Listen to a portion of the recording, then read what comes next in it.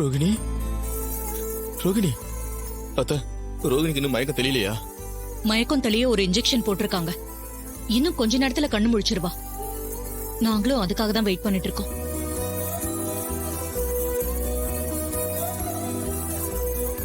எப்படியோ கடவுள் அருளால எல்லா பிரச்சனையும் ஒரு முடிவுக்கு வந்துருச்சு.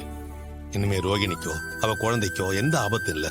மாமா, எங்களுக்கு குழந்தை பாக்கியம் லேட்டா தான் கிடைச்சது. ஆனா அந்த சந்தோஷத்தை வெளியே சொல்ல முடியாம உள்ளுக்குள்ளே வச்சு புழுங்கிக்கிட்டு இருந்தோம் மாமா. இனிமே அப்படி இருக்க தேவையில்ல மாமா. சந்தோஷமா எல்லார்கிட்டையும் சொல்லி பெத்தெடுப்போம். மாமா, நீங்க எந்த குழந்தை பிறக்கும்னு எதிர்பார்க்கறீங்க? ஆனா பொண்ணா? எந்த குழந்தையா இருந்தா என்ன ரேவதி, எந்த குழந்தையா இருந்தாலும் சந்தோஷம்தான். இல்ல ரெட்ட குழந்தையா இருந்தாலும் சந்தோஷம்தான்.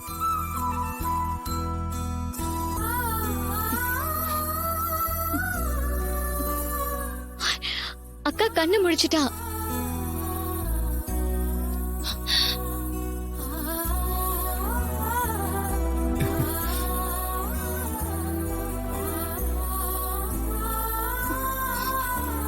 ரோஹிணி, ஏன் ரோஹிணி இப்படி பண்ண? என்ன மன்னிச்சிருமா.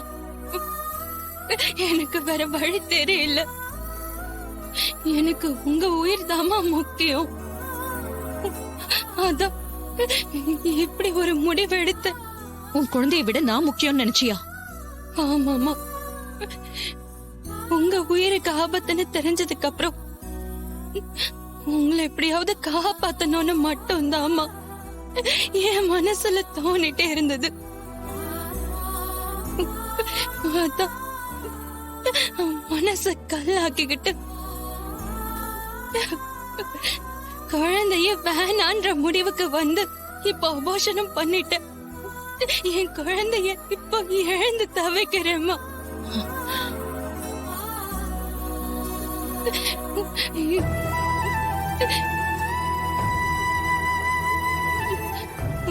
என்ன மன்னிச்சிருங்க. உங்களை கேட்காம இவ்வளவு பெரிய முடிவு எடுத்தது தப்புதான். ஒரேடியா சென்டிமெண்டா பேசி பாசமழையை பொழியறாங்களே, பார்க்கவே எரிச்சலா இருக்கு. இது எல்லாத்துக்குமே காரணம் நம்ம சின்ன மாப்பிள்ள தாமா. அவர் தான் ஜோசியர் மேல சந்தேகப்பட்டு சின்னதா ஒரு டிராமா பண்ணி உண்மையெல்லாம் வெளியில கொண்டு வந்தாரு. அதுக்கப்புறமா தான் சிவனாண்டி இதுல இன்வால்வ் ஆயிருக்காங்கிற விஷயமே நமக்கு தெரிய வந்தது. குழந்தையை நம்மளால காப்பாற்ற முடிஞ்சது.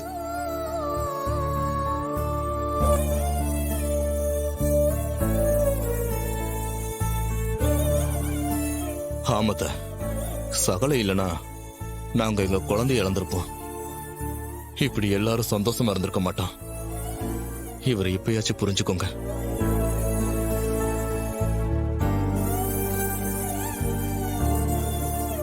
அதுக்காகலாம் மன்னிச்சு என்னால ஏத்துக்க முடியாது. உன் மேல இருக்கிற கோவம் எனக்கு அப்படியேதான் இருக்கு. இந்த விஷயத்துல நிறைய பிரச்சனைங்க சால்வ் ஆயிருக்கு. நம்ம குடும்பத்துக்கு ஒரு வாரிசு வந்திருக்கு.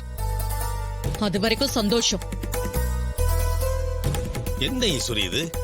ரோட்ல போற ஏதோ முன்ன பெண்ண தெரியாதவோ நல்லது பண்ணா கூட அவனை கூப்பிட்டு வச்சு பாராட்டுறோம். இவர் நம்ம மாப்பிள்ள நம்ம குடும்பத்துக்காக எவ்வளவு நல்லது பண்றாரு. அவர் மேல இவ்வளவு கோவப்படுற? நீ எல்லாம் எவ்வளவு பட்டாலும் திருந்த மாட்டியா?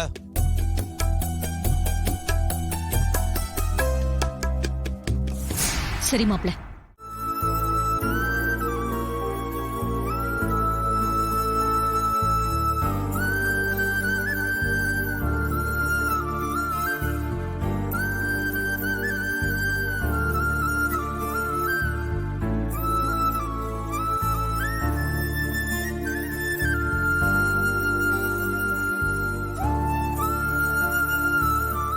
எங்க இப்பதான் எல்லா பிரச்சனையும் முடிஞ்சிருச்சுல்ல, அப்புறம் ஏன் ஒரு மாதிரி இருக்கீங்க?